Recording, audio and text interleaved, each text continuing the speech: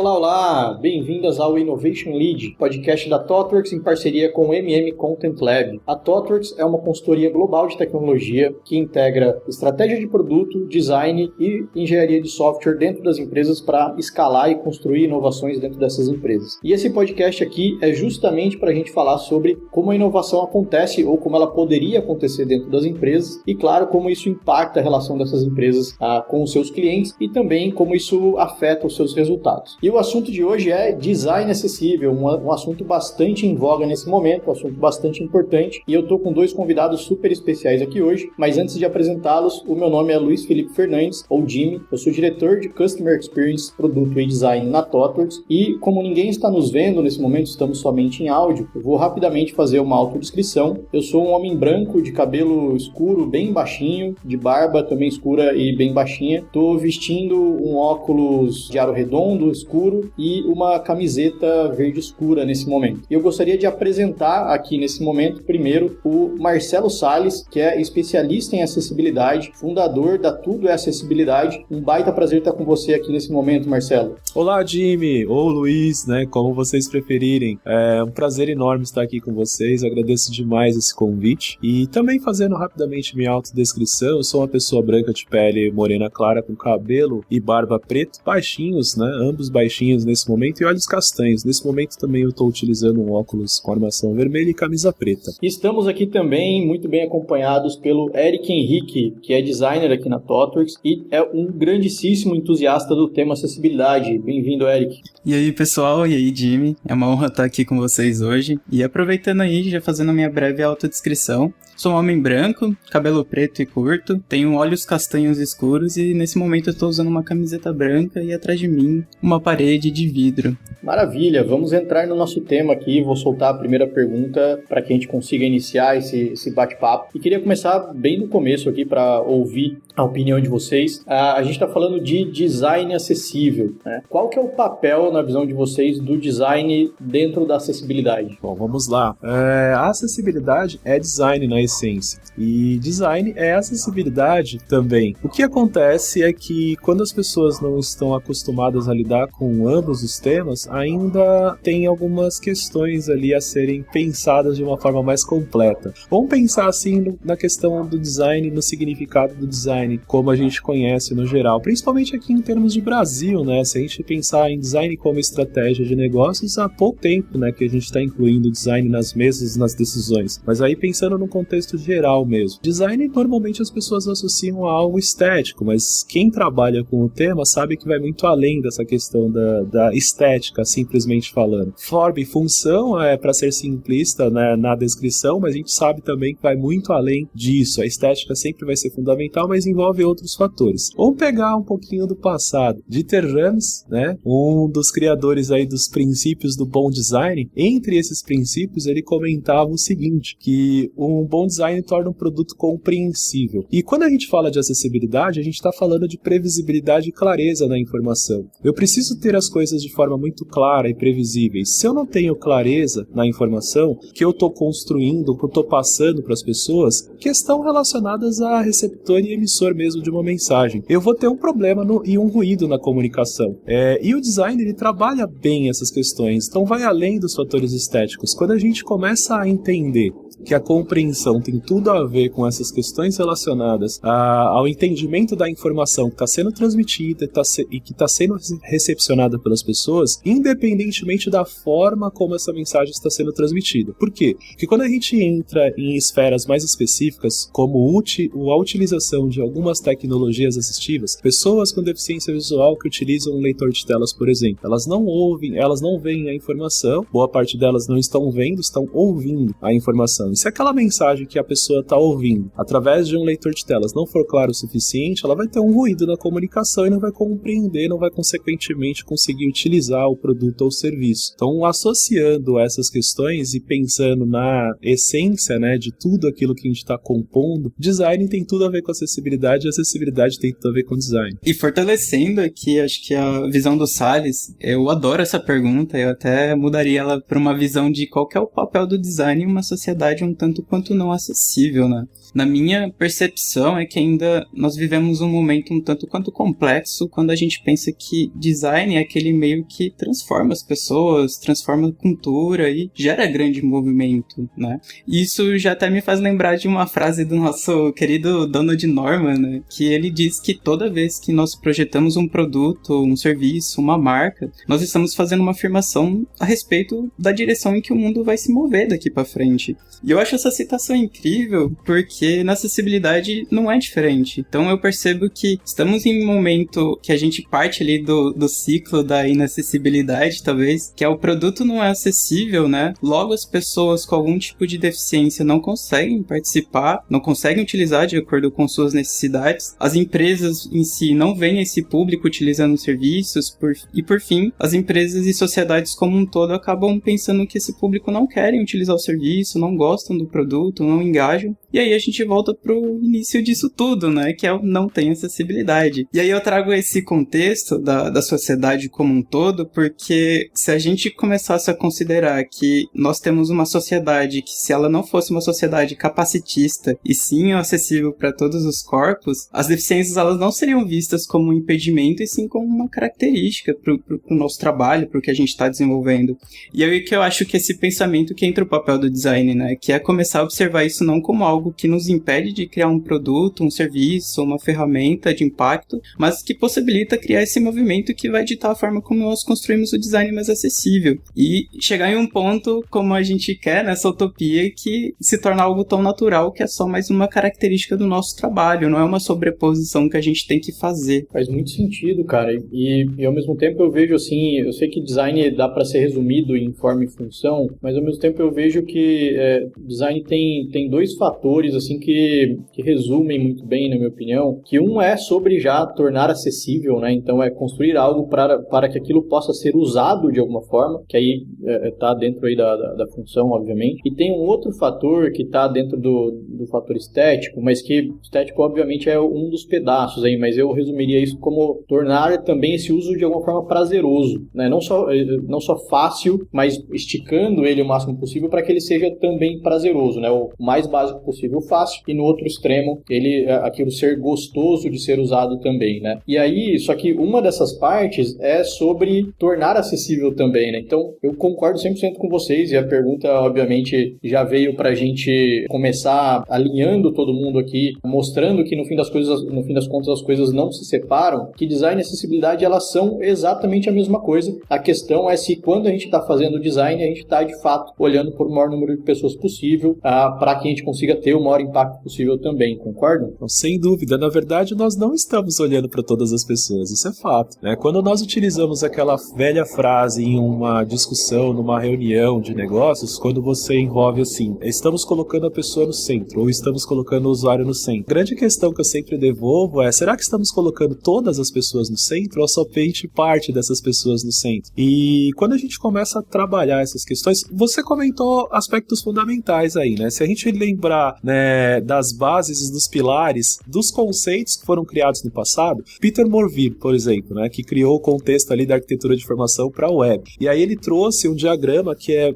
algumas pessoas devem conhecer, que estão ouvindo aqui, que era aquele do favo de mel, né? E aí esse diagrama do favo de mel trazia vários pontos relacionados a isso que você falou, do produto ser útil, do produto ser utilizável, do produto ser desejável, do produto ser localizável, do produto ser confiável, valioso e acessível. Então, quando a gente começa a pensar em como tudo aquilo que foi criado, que a gente faz hoje, né, tudo aquilo que foi pensado, imaginado, criado, já contemplava essas questões de compreender o ser humano na sua essência, né, de dar acesso às pessoas e também de fazer com que as pessoas conseguissem utilizar, independentemente de suas características, capacidades ou mesmo limitações. Então, você consegue entender que hoje, quando a gente lida com essas questões, não estamos necessariamente pensando em todas as pessoas, estamos começando a discutir e colocar isso na mesa, mas é fato que ainda a gente tem um caminho longo a seguir. E vamos falar justamente desse caminho, assim, né? Porque quando eu olho para as empresas como um todo,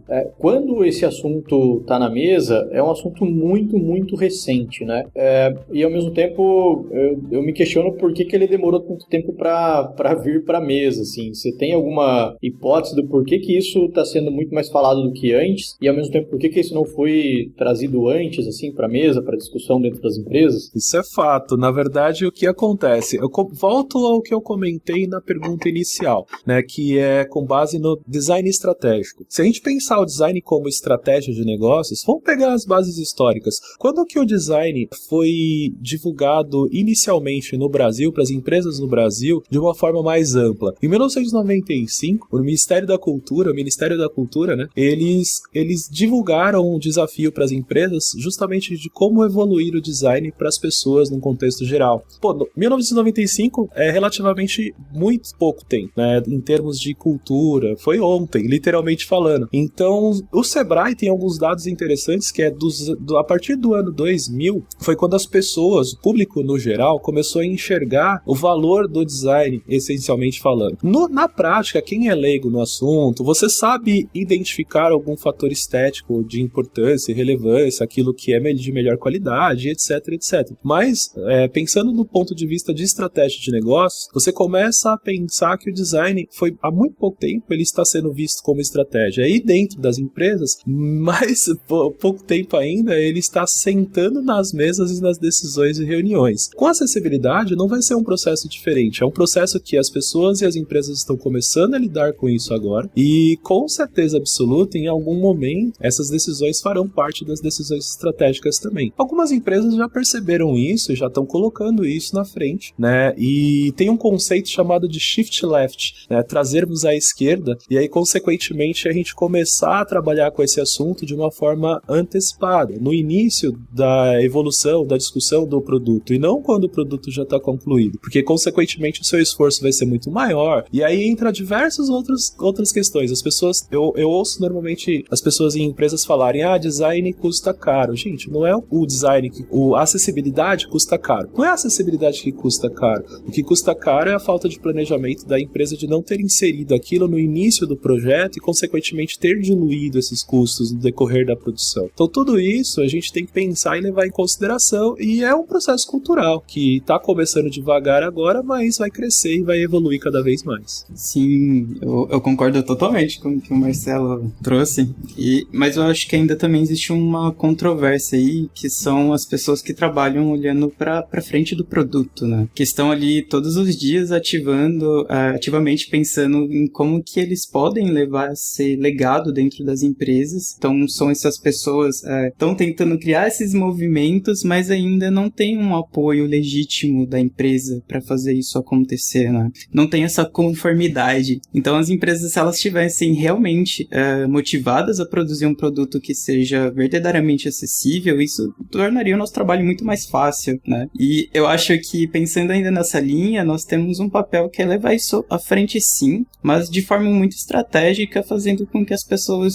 de negócio entendam que isso não é somente defender a acessibilidade como experiência do usuário, experiência centrada no ser humano, mas que é algo que tem impacto pesado para o produto, para a receita e tudo mais. E pensando até muitas vezes, né, nós levamos esse movimento à frente, acho que nós temos dois tipos de abordagem aí, que é essa, vamos levar do jeito mais amargo, então a gente começa a colocar ali na mesa pilhas de ações judiciais de acessibilidade, que acabou resultando, né, em milhões perdidos para a empresa, e você vai conseguir atingir, de certo modo, um produto acessível em curto prazo, mas sem legitimidade. Você vai começar colocando medo nas pessoas, e isso não é um caminho, porque você é o defensor, você vai acabar criando uma fenda que as pessoas vão acabar concordando com a sua proposta de acessibilidade por medo. E aí, quando a gente traz isso para a empresa, ela não é uma maneira sustentável, né? Você não vai estar criando hipóteses, você está criando uma conformidade por parte de pressão. E aí, acho que o jeito mais docinho de fazer tudo isso acontecer, que eu acredito que é mais eficaz, é quando você envolve as partes interessadas do negócio ali, né, da empresa, para produzir um produto de fato acessível, porque elas realmente se preocupam com acessibilidade. E você pode fazer isso comunicando a necessidade nas ações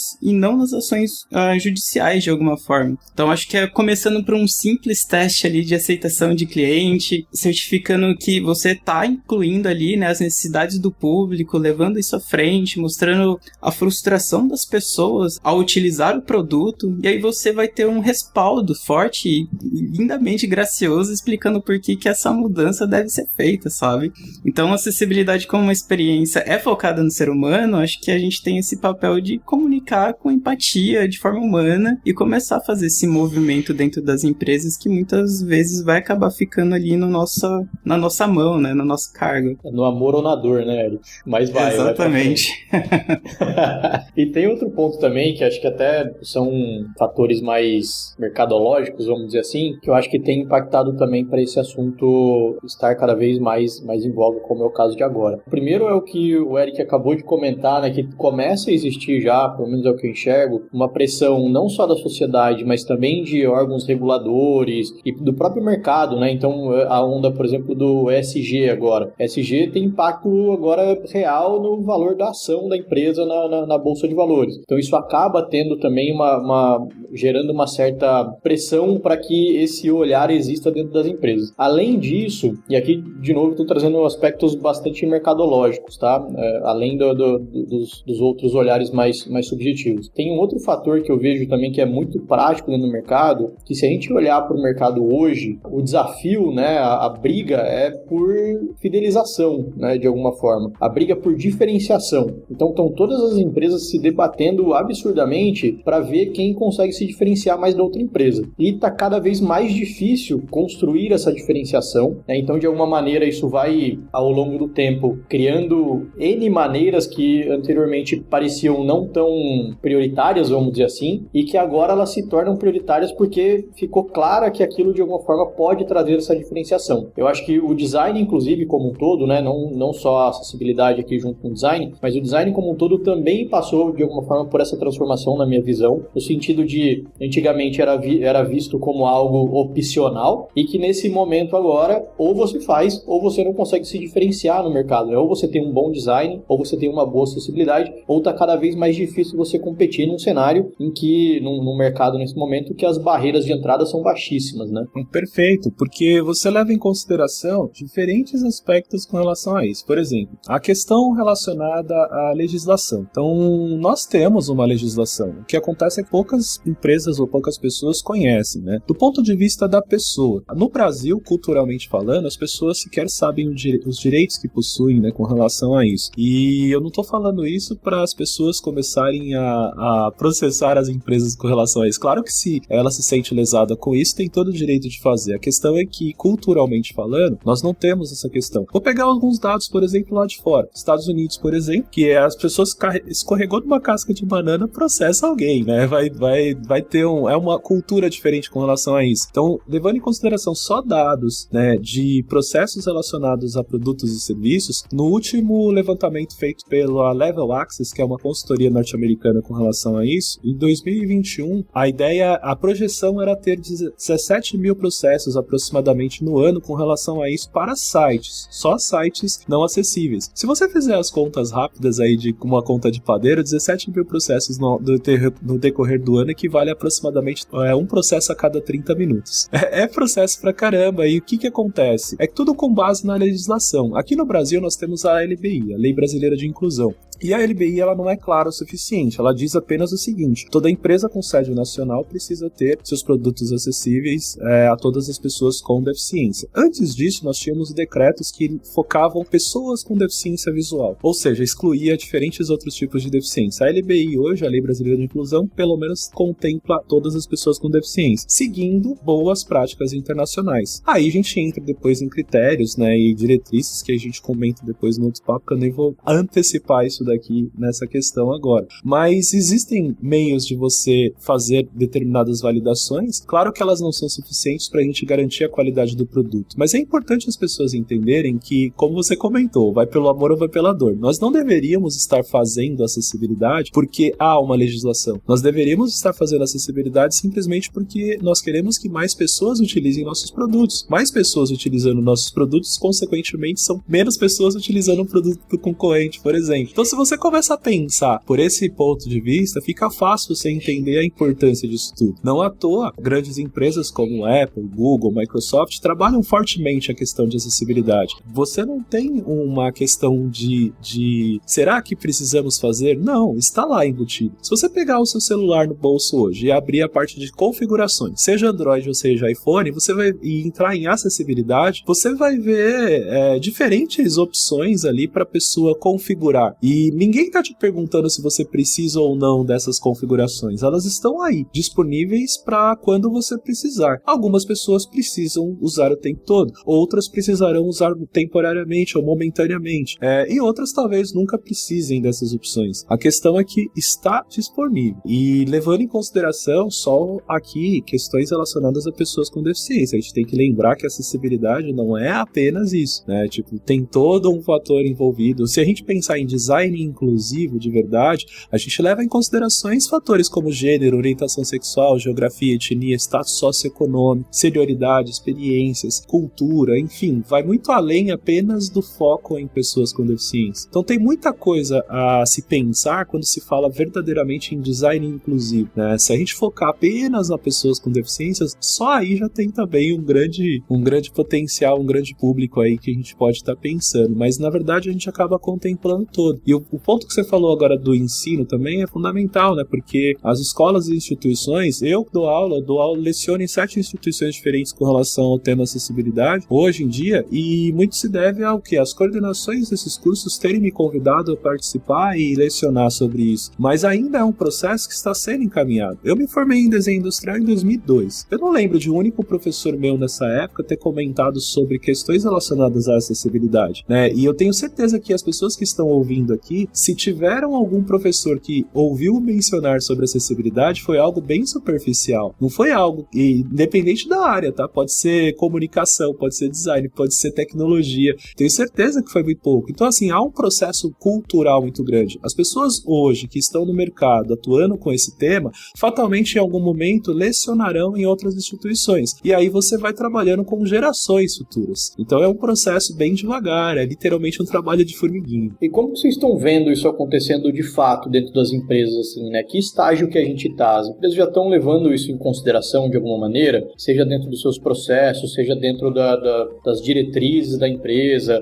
A gente está num nível muito inicial, ou a gente está num nível, por exemplo, que já existem metas específicas de acessibilidade relacionadas à acessibilidade, né, dentro das empresas, ou mesmo às vezes uma verba específica para esse tipo de trabalho dentro das empresas. Nesse range aí, né, desde já temos metas num extremo e no outro extremo não temos absolutamente nada, não estamos fazendo nada, sequer olhando para isso. Onde que a gente está? Bom, Jimmy, essa pergunta ainda acho que é um pouco tanto polêmica, né? Mas eu já vejo que a gente está caminhando com tudo isso, sim. Eu acredito que só da gente começar a entender, das empresas começarem a entender que isso não é a cereja do bolo, já é um grande passo, sabe? E a acessibilidade, ela é comumente separada da usabilidade, de certa forma. As empresas, elas acabam acreditando que elas podem usar essas sobreposições ou adicionar acessibilidade no final, no entanto, semelhante como você não pode adicionar ovos no bolo, né, no final da receita, você não pode adicionar acessibilidade no final do seu projeto, do seu produto. Então eu acho que só de ter isso comumente entendido já é um grande passo. E outra coisa que eu vejo que tem acontecido muito, acho que o Salles também já é uma grande presença de impacto nisso, é que as empresas estão investindo em capacitação dos profissionais, né?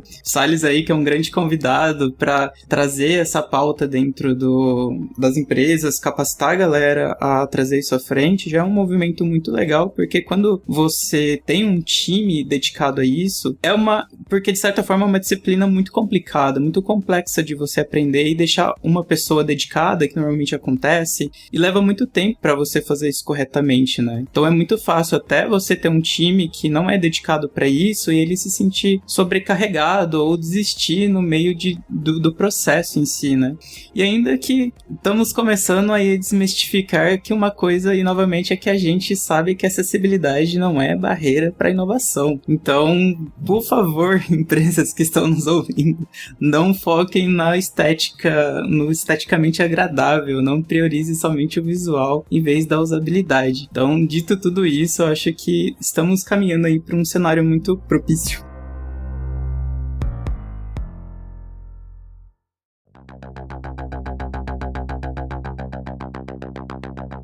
vou pegar, na verdade o Eric já comentou diferentes pontos aí, eu vou mesclar com algumas informações, mas eu vou pegar o último gancho que ele comentou agora, que costuma ser um mito, tá, gente? Tipo, design acessível é feio? Primeiro, a gente tem que levar em consideração o que é ser feio, né? A gente tem algumas questões relacionadas a isso. Mas, trazendo isso à tona, falando de esteticamente algo agradável, tenho certeza que as pessoas dificilmente acreditam que um produto da Apple não é esteticamente bonito, inclusive os seus respectivos sites e vendas dos produtos. A Apple é uma empresa que ela sabe trabalhar o produto em si com uma qualidade excepcional, porque envolve muita pesquisa, muita pesquisa de fato com pessoas antes de lançar um produto ali real, né, no mercado, mas também envolve todo um processo mercadológico muito profundo. Eles sabem vender aquilo que eles estão criando. E aí, quando você pega, por exemplo, no hot sites dos produtos, eu sempre gosto de utilizar esse exemplo como essa questão de ser bonito ou não, tá? Porque todos os sites da Apple hoje, inclusive dos produtos de lançamento, são bonitos, são esteticamente agradáveis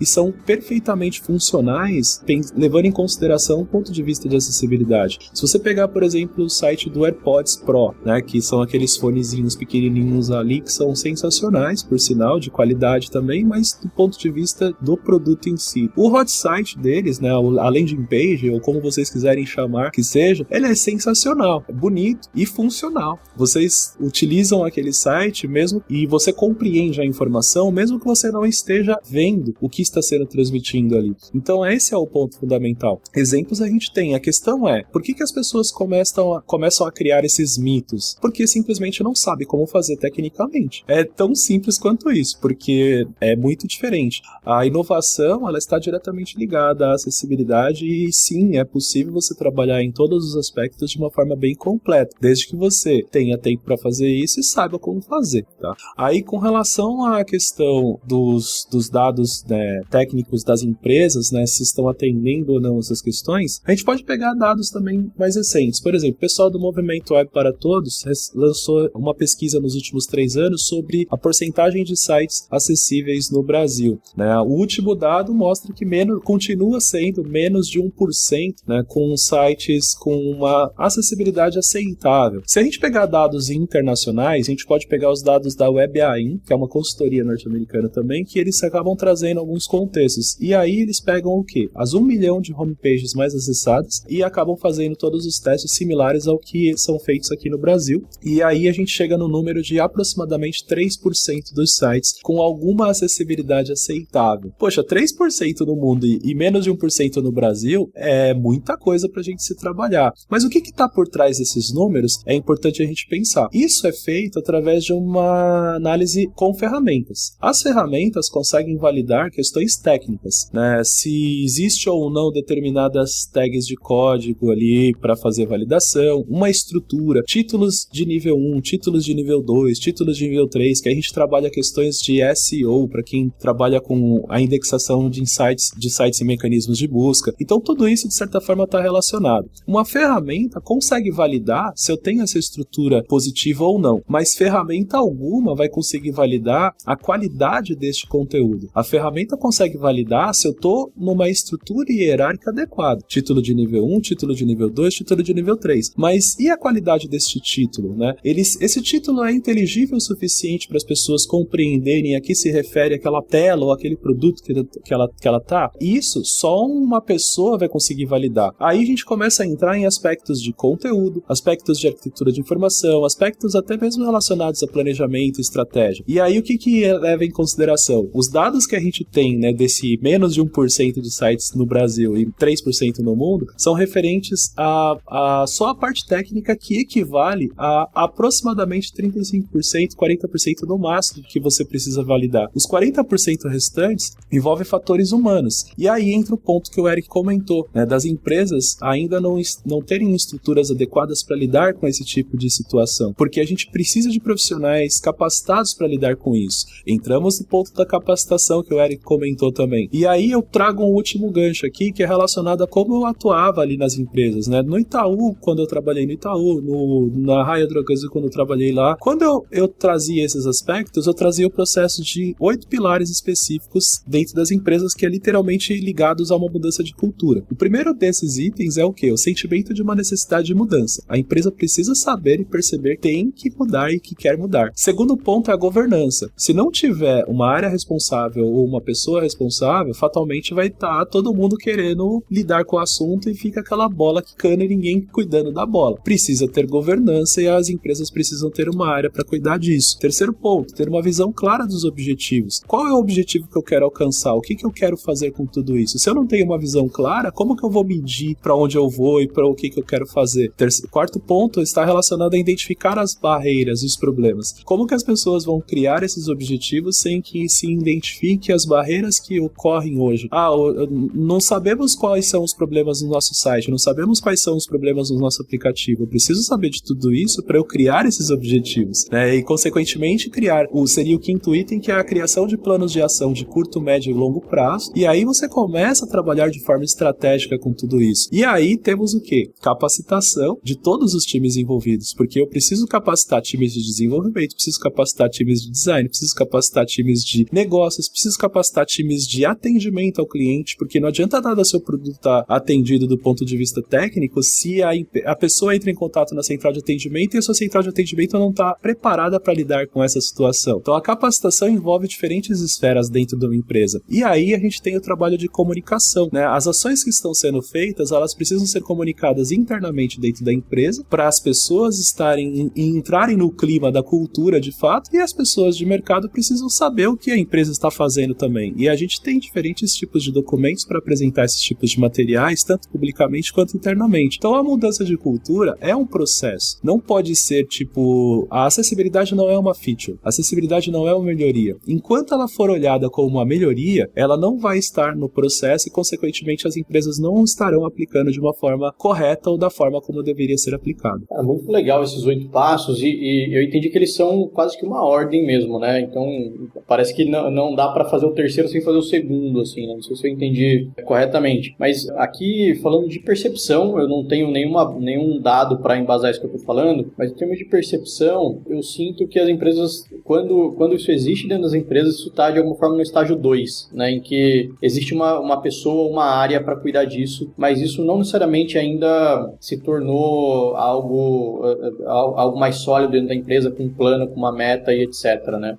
E eu acho também, falando um pouco da minha visão também, em cima da minha percepção, sobre o que eu vejo que na maioria das vezes causa isso. Quando a gente fala em meta das empresas, existe, claro, a meta de faturamento, a meta disso, a meta daquilo, só que todas as vezes que a gente fala, principalmente de lançamento de novos produtos ou produto digital como um todo, eu vejo que as metas são muito mais de entrega do que de resultado, e talvez esse seja um ponto que esteja bloqueando muitas empresas de seguirem para frente, assim, né? Eu até citei isso no primeiro podcast que a gente gravou sobre ROI de inovação, ROI de produto. Inclusive, quem não escutou ainda, escute, tá muito legal. Uma das coisas que eu falo nesse podcast é de uma pergunta que eu sempre procuro fazer para os clientes que a gente atende, que é assim: se você entregar esse produto aqui, se ele for pro ar, e nenhum cliente se cadastrar dentro desse produto, ele não gerar 1 centavo de receita, você ainda assim recebe o seu bônus? Se você receber o seu bônus, significa que provavelmente todas as metas da empresa estavam em cima de entrega e não de resultado daquele produto, né? E aí o ponto é o seguinte,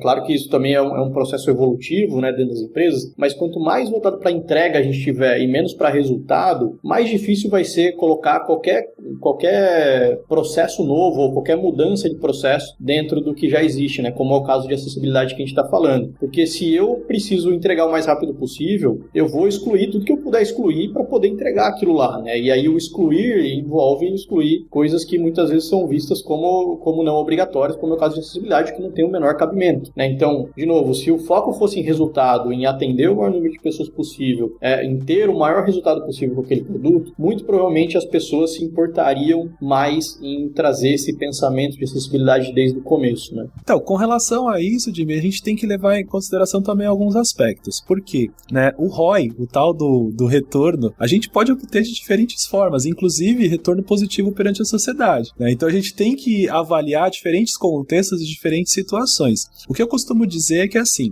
quem começa a lidar com métricas percebe o quão útil, né, e quão relevante é importante lidar com métricas. Você tem que metrificar hoje tudo aquilo que você faz, isso é fato. Até mesmo quando você vai numa academia, né? Você tem que botar um objetivo em mente e você vai metrificar depois de um tempo se aquele seu objetivo foi conquistado ou não. É tão simples quanto isso. Com acessibilidade não é diferente. O problema é que as pessoas ainda não sabem como lidar. E aí você vê algumas questões muito curiosas. Eu falo curiosa hoje porque eu vejo as pessoas correndo atrás desse tipo de informação, mas são coisas que eu fazia no passado antes de adquirir o conhecimento. Então é natural. Por exemplo, é muito comum as pessoas quererem medir quantas pessoas que utilizam leitores de tela estão utilizando um determinado site. A empresa quer saber isso. Quantas pessoas com leitores de tela estão utilizando nosso site? Gente, pra que você precisa saber disso? Começa por aí. Primeiro, a gente começa a entrar em algumas questões até mesmo legais, do ponto de vista de LGPD. Por quê? Porque para você obter esse dado, você tem que ter o consentimento da pessoa. Você, tecnicamente falando, você pode obter,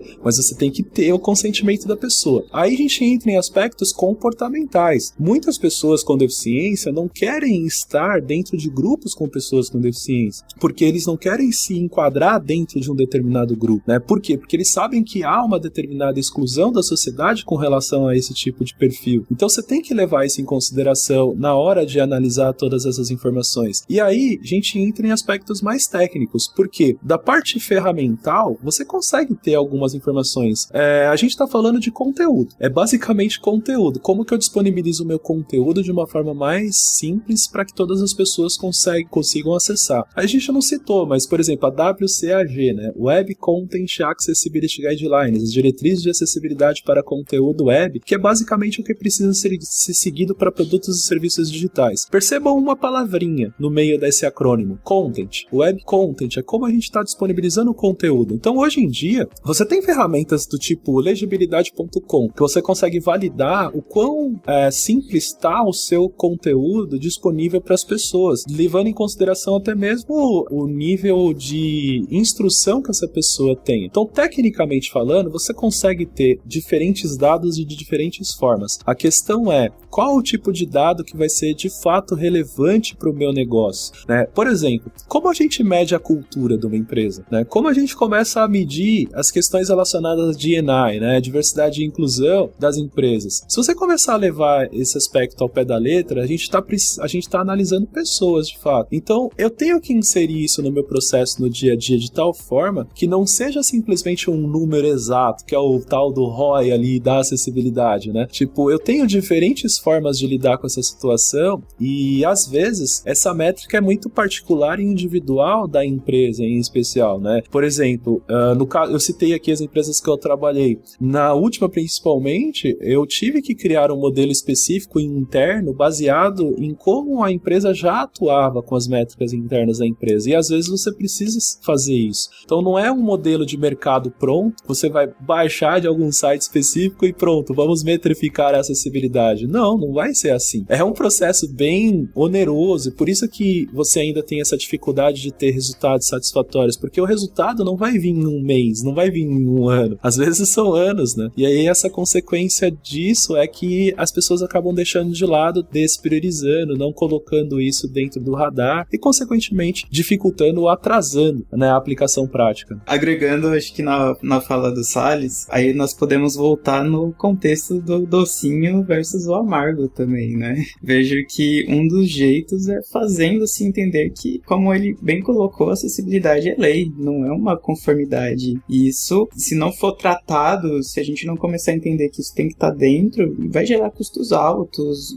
seja multas ou essas ações judiciais em si. E vejo que o caminho é garantir que a gente inclua esse público, ele esteja representado, né? Que a gente comece trazendo eles à frente e não como um grupo específico. A gente tem que entender que eles necessitam de uma tecnologia adaptativa. E quando a gente começa a trazer eles nessa frente, a gente pode, de fato, começar a medir facilmente a conversão, retenção, etc. Assim por diante. E nessa mentalidade é importante porque a gente precisa também proteger a empresa de ser processada e perder milhões de reais aí por um simples acionável que a gente poderia ter desde o começo. Acho que um bom exemplo até para retratar isso foi a Nike, que teve ações judiciais pesadas contra elas por não permitir que consumidores com deficiência experimentassem seus produtos nas lojas e online. E há um tempo atrás, né? E outra razão pode ser por ser altruísta, né? Relacionada à noção de eliminar barreiras de acesso à informação que a gente ainda tem hoje. Tem um complemento aqui, na verdade puxando esse gancho aqui. É legal a gente pensar no tipo de impacto que a empresa está sofrendo com relação à falta de aplicação ali de acessibilidade. Porque se a gente pensar num contexto geral, a gente pode imaginar 4 tipos de impactos fundamentais. O impacto no uso e na satisfação do produto. Esse normalmente é medido através dos joinhas, curtidas, né, e notas na lojinha de aplicativos ali no geral. Né? Poxa, eu tô gostando daquilo, poxa, eu não tô gostando, aquilo me frustrou, e assim você tem um impacto no uso e na satisfação. Quando você associa o uso de tecnologias assistivas, a pessoa que não consegue utilizar, ela foi frustrada, simplesmente, ela se sentiu frustrada, né? Então, consequentemente, ela vai avaliar negativamente o seu produto, pode ter certeza disso. Mas a gente tem os outros 2 pilares aqui, que eu falei que são 4, que seria o impacto na marca e no consumo. O impacto na marca e no consumo, ela pode ser afetada diretamente por conta dessas pessoas que não conseguiram utilizar o produto e elas vão reverberar negativamente o seu produto. Então, quando você não gosta de um produto específico, o que você vai fazer? Você vai reclamar para todo mundo, vai reclamar primariamente para a pessoa que está do seu lado, depois provavelmente vai até colocar num site específico de reclamações e qual que é o seu intuito? Fazer com que as pessoas não utilizem aquele produto. Poxa, eu me senti frustrado, eu quero que ninguém mais utilize esse produto. E você vai ter um impacto negativo com a marca. Então, consequentemente, quando você traz o ponto da acessibilidade, você também começa a ter isso. Por quê? Porque tem pessoas emocionalmente ligadas e também, a gente pode pensar amigos, parentes, né? Pessoas que estão ligadas diretamente com pessoas com deficiência que vão meio que tomar essas dores e, consequentemente, vai deixar de usar também o produto. Claro que é uma porcentagem pequena, pode ser, dependendo do negócio, às vezes nem é tão pequena assim, mas a gente tem que levar isso em consideração. Se a empresa não está preocupada em pagar uma multa, a gente paga a multa que apareceu, ela tem que estar preocupada com a imagem que ela traz para o consumidor. Então o impacto não necessariamente vem através do bolso, também pode vir, mas vai muito além disso. E para a gente ir direcionando já para o final da nossa conversa, eu vejo também que as empresas geralmente entendem como a acessibilidade como sendo algo extremamente complexo, porque é complexo pelo simples fato de não conhecerem, né? Então, o que eu queria ouvir de vocês aqui um pouco, para a gente discutir e passar para quem está nos ouvindo, o que são ou primeiros passos ou coisas que são bastante simples das empresas já começarem a olharem ou estruturarem dentro dos seus processos para que a gente consiga ajudar essas empresas a saírem do zero. O que vocês veem nisso? Essa pergunta é ótima e eu acho que um grande papel nosso que todo dia a gente está atuando é explorar a própria empatia, né? Quando você começa a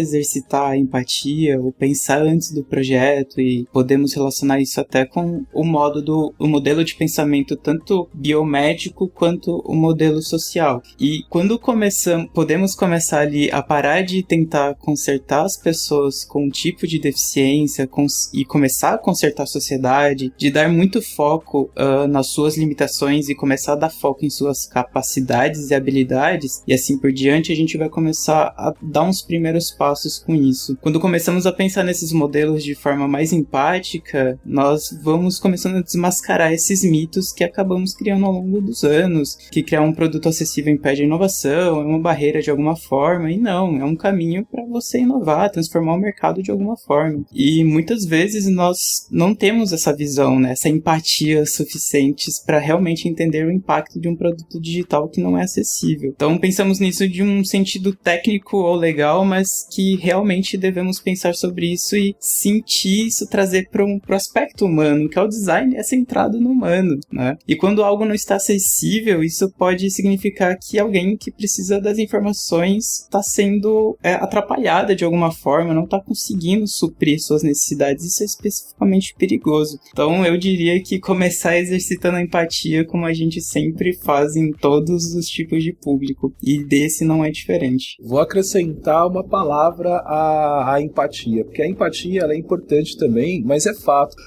A questão da empatia, a gente só vai conseguir de fato ser inserido ali no cenário ou perceber o quão aquilo é importante se ou passarmos pela situação de verdade ou tivermos alguma pessoa próxima a nós passando pela situação. Porque enquanto isso não acontece, é muito difícil você realmente, verdadeiramente se colocar no lugar de outra pessoa, sem falar que alguns contextos específicos é quase uma utopia, né? Então você tem essa sensação. Mas há uma palavra que pode ser complementar à empatia, é a alteridade. Porque a alteridade, ela faz com que a gente perceba que as pessoas são diferentes de fato. Ah, mas é diferente quanto? Não importa o quanto, a pessoa é diferente. As pessoas foram criadas em culturas diferentes, foram criadas de formas diferentes, foram criadas em contextos diferentes. Então, consequentemente, as pessoas são diferentes na sua essência.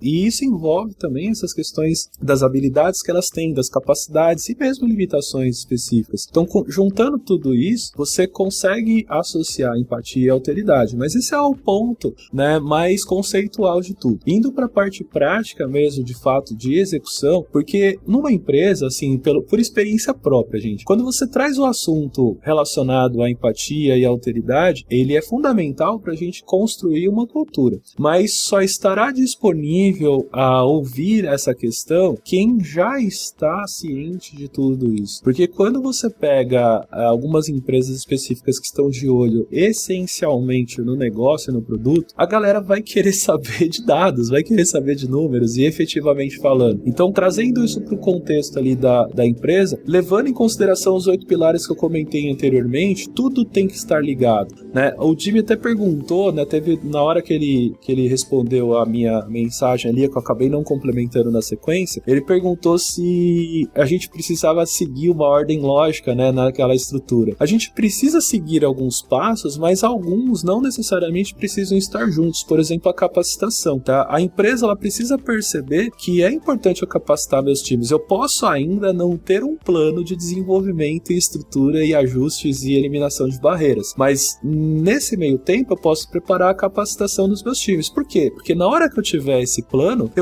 se eu não tiver pessoas capacitadas para executar o plano, consequentemente eu não vou conseguir trabalhar. Então, assim, o que as empresas têm que ter em mente eu preciso sim capacitar as pessoas envolvidas. Por quê? Porque fatalmente, cedo ou tarde, a gente vai precisar aplicar na prática todo esse conceito, todos esses contextos, né? E a aplicação prática vai pegar. Pode ter certeza que vai, e vai pegar na parte técnica, porque tem a ver com a questão que eu falei de formarmos profissionais hoje para o mercado que não estão preparados a lidar com acessibilidade. Ainda é um conhecimento específico. Não deveria, tá, gente? Porque se a gente entender o que é acessibilidade, é basicamente conceitos de design de interação, conceitos de interação humano-computador, como as pessoas interagem com as máquinas, conceitos de arquitetura de informação, são todas essas coisas que a gente já discutia no passado. Ocorre que a gente está caminhando para um mundo cada vez mais complexo, e esse mundo exige que as pessoas que estão envolvidas com tecnologias compreendam como as pessoas se comportam com as máquinas, porque cada vez mais vai ser uma junção de tudo isso. E se você não está preparado para isso, você vai ter um problema. Quando você pega a tal da WCAG que eu comentei para estudá-la, o que é a WCAG? Você começa a estudar, você começa a perceber o seguinte: nossa, mas isso aqui são coisas que eu já deveria estar fazendo. Pois é, são coisas que você já deveria estar fazendo, por que não está fazendo ainda, né? Então, você tem que trabalhar essas questões fundamentais. Você trabalha o aspecto cultural para fomentar essa discussão dentro das equipes, times, parceiros e etc. Mas, ao mesmo tempo, eu tenho que entender como que eu aplico isso na prática. E a capacitação, sem dúvida alguma, é um ponto inicial. Não é o único, mas você vai precisar capacitar. E, é claro, ponto de partida fundamental é saber onde estão os problemas. Se você não tiver uma identificação de como estão acontecendo esses problemas no seu produto ou serviço, ou onde estão esses problemas, através de um relatório que seja, alguma coisa assim, você sequer vai saber por onde começar. Você vai ficar patinando. Então, assim, todas as etapas são importantes, mas tudo começa ali, essencialmente, em você identificar como estamos, né? Pra gente identificar pra onde a gente vai, né? E da onde a gente tá partindo. Porque enquanto você não tiver isso, você não vai ficar patinando e vai ficar só na discussão contextual ou conceitual. Vamos encerrando esse nosso podcast. Esse foi o 3º episódio do Innovation Lead, falando sobre design acessível, com Marcelo Salles e Eric Henrique. Muitíssimo obrigado a todos vocês. Um beijão!